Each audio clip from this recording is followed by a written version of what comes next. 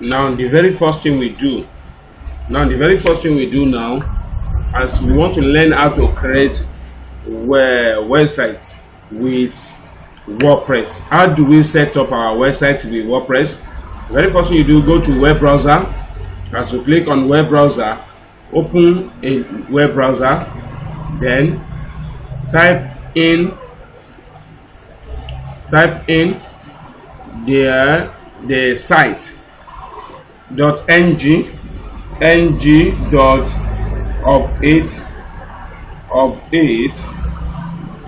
update.com. So there are two ways of doing that. So it's either you go through this way or you go through my service if you have already opened it before. So now let's see, it's loading. Why it's loading? Let's open another tab. We can simply say my service. So my service, will open my service panel, or you say ng.update.com, or you say my service. So while it's loading, now you can see this has finished loading. My service has finished loading, while ng.update is still loading. ng.update is still loading. Then my service is loading, has finished loaded. Now this account, there's someone account here already. So what we need to do is to make sure we sign out this account. After signing out this account, then we log in your own account. So how do you log in your own account now? First of all, sign out this account. So what do? Go to where you sign out, or you go to update. Just go to here. It will take you to the website. It will take you to the website directly. You can see now it's faster here. Why this one is still loading? You can see. But though, if you want to use this, you can simply press F5. F5 will refresh the window to still load it or not. Then while we are here, we are launching it to update directly from our service. Then this is my account. Then click on my account, or sorry, point my account. Don't just click, but point it. Then click on sign out. When you click on sign out, it is going to ask you a question. Then what do?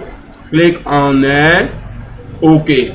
So until you sign out this account before you can launch in another account. Meanwhile, you need to launch in your account. So now, let's take for instance, you want to log in your account now. You need to click on sign in. But let me remind you that you can as well log in through the site description, the site features sent into your email. You can log in through the cPanel sent into your email. So what we want to do now is to log in into our cPanel and set up our website, WordPress website. But before you will set up our website, there is need for us to install WordPress into the cPanel. So that is what we want to do. Now let's sign in your own account. Now we are signing in your own account. As you click on sign in, it gives you this. It opens this. Then you sign in your image and your email and password. So now let's take for instance, I'm using a student's one of our students' email and password now to set up his own website. So as I'm doing it, this is the way you do your own too. So make sure you study this video very well, watch this video very well, and do it step by step. Make sure you don't make mistakes, because a single mistake might make you to go back to the beginning again. So please, now let's have the email. So what is the email? Mike M-I-K, right? Yes. M-I-C-K K-E-O-N-N-O-T-U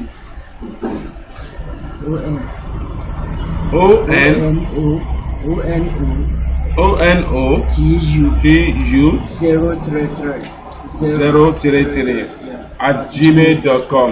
So now sorry, as you type in your email, the next thing now is to type your password. So you can, as you can see, all right, as you can see, we are typing in our password now. So make sure you type your password correctly.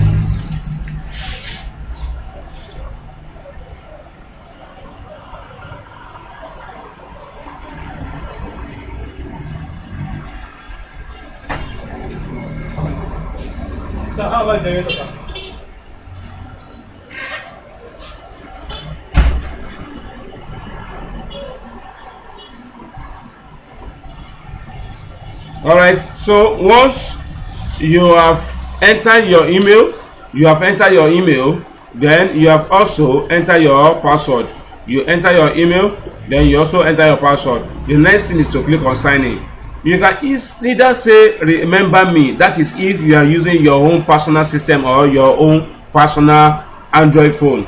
So you can say remember me, so that you will not, anytime you come in to log in, you will not have to type in the password and the email again. So remember me, or you remove it if you don't want. Maybe you think a third party can come and log in into your account. Remember, your cPanel that you are logging into, only you must have access to log in into the cPanel. As someone else that has access to your cPanel can probably hack your site down. So that is the number one protection to give to your site. That is number one protection. And if there's any information to gather about your website, it will be fetched out from your cPanel. Make sure you protect your cPanel very well. All right, now let's click on the sign in. As we click on the sign in, is either you click on sign in or you press enter key. It's going to take you to the update account. So from update account, then you log in into your cPanel. Now, as you can see, this is our update account where we have the domain name registered and we also have the cPanel registered. Now, as you can see, you can always auto renew, so that anytime you want to renew it, you don't need to wait until it expires. It will renew it automatically. Then at the same time, this shows the date it was created.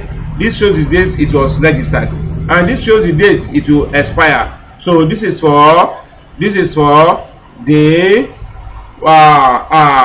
hosting plan, and this is for the domain name. So please, another thing you need to do now, click on the domain name. Click on the hosting plan. This is domain name. This is the hosting plan. Please don't click on domain name. Click on a hosting plan. So as you click on the hosting plan, it's going to take you down to hosting plan dashboard. It's going to take you down to hosting plan dashboard. Then move down. As you move down, make sure you scroll down. As you are using Android phone, make sure you scroll down before you click on anything. And please don't click on any other thing except login to cPanel. Do not click on any other thing except login to cPanel. So click on login to cPanel. Make sure you scroll down and scroll very well to see login to cPanel. So now that you have logged into your cPanel, this is our cPanel. We now have our cPanel. Now we learn how to, now that you are in cPanel, you need to study this video, watch the video, and learn how to now install your WordPress in your cPanel. Thank you so much. I will meet you in the next video. God bless you.